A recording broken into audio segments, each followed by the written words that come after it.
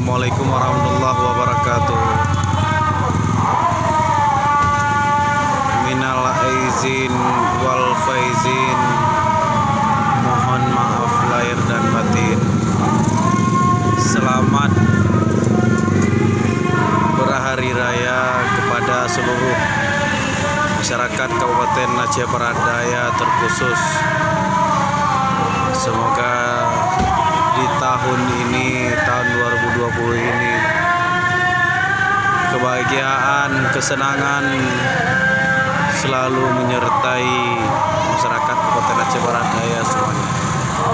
Sekian, wassalamualaikum warahmatullahi wabarakatuh.